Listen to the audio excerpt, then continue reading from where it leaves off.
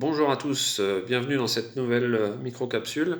Donc aujourd'hui on va voir le test d'un différentiel à l'aide du LEM Saturn 100. On va voir comment on prépare la mesure, comment on utilise l'appareil et comment on analyse les résultats. Allez, c'est tout de suite. Aujourd'hui ce qui nous intéresse sur le LEM, c'est de faire le test du différentiel. Donc pour ça, vous voyez, vous vous rappelez que l'appareil a plein de fonctions différentes. Nous on va aller dans RCD. Alors c'est facile de se rappeler que c'est pour le différentiel parce qu'ici vous avez la notation I delta n, c'est-à-dire la sensibilité du différentiel à tester en milliampères. Donc nous, vu qu'on est sur la protection des personnes, on est sur du 30 milli.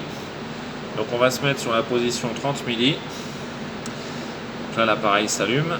Et donc ce qui va nous intéresser aujourd'hui, ça va être de travailler avec une rampe. Donc je fais passer les différents icônes jusqu'à ce que j'ai la rampe. Concernant le branchement des cordons, donc nous avons toujours nos 3 cordons de couleur. Et donc ce que j'ai fait pour ce test, c'est que j'ai raccordé N et PE.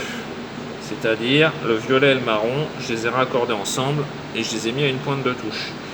De l'autre côté, la phase, elle, ça va être le noir.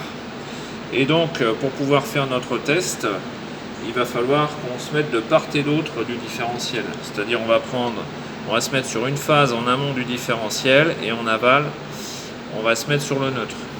Et comme ça, on va créer un courant de défaut entre les deux.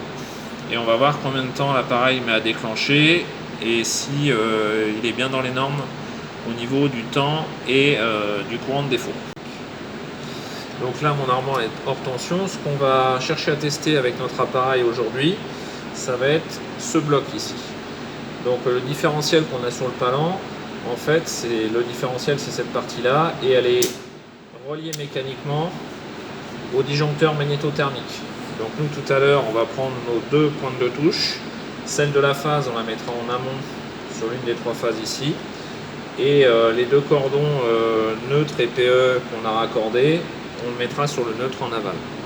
Ensuite, on viendra appuyer sur le bouton Start pour pouvoir faire le test. Donc bien sûr, pour faire tout ça, on va mettre nos EPI, puisqu'on va travailler sous une tension autour de 400 volts. Donc j'ai mis mes EPI, j'ai mon casque. Donc je mets sous tension, parce que pour tester le différentiel, il faut être sous tension. Je prépare mon appareil. Donc on a dit que l'appareil, il fallait le mettre en 30 mA. Et on a dit qu'il fallait le mettre en rampe. Donc je rappuie jusqu'à ce que j'ai le symbole de la rampe.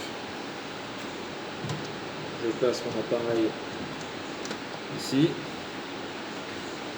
Donc on a dit qu'on mettait les 2 cordons au neutre en dessous et la phase au-dessus. Parce qu'on voit bien. Voilà, je les maintiens bien. Donc là pour l'instant il me 134 volts, c'est normal, parce que c'est ma tension entre phase et neutre, et donc j'envoie la petite impulsion.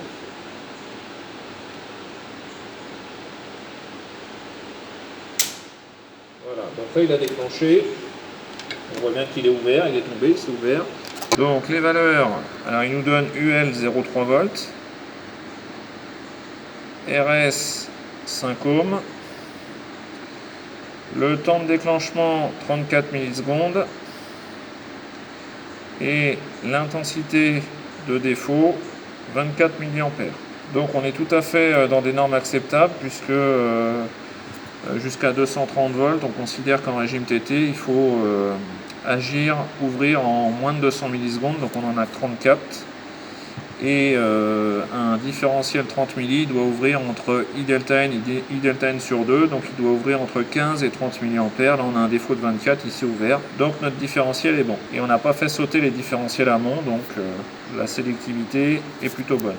Merci d'avoir regardé cette vidéo jusqu'au bout. Comme d'habitude, si ça vous a plu, je vous invite à liker, commenter, vous abonner.